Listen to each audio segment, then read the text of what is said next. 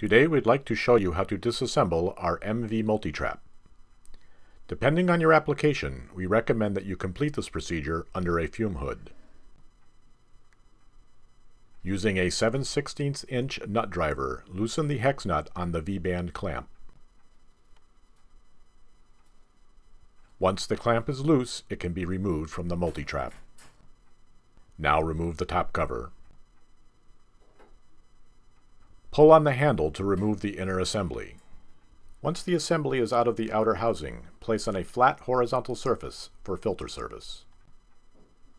Now that the inner assembly is ready to be disassembled, loosen and remove the knurled knob.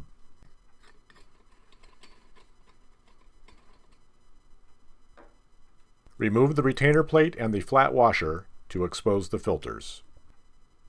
Carefully remove all 5 filters from the inner assembly. Please note that depending on what size multi-trap you are using, there may be more filters.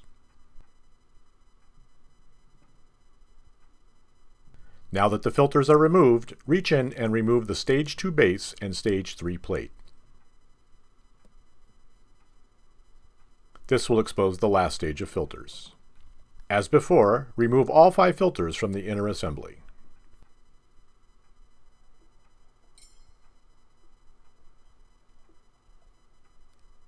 Now your multi-trap is ready to be cleaned, prepared for vacuum service, and reassembled in reverse order.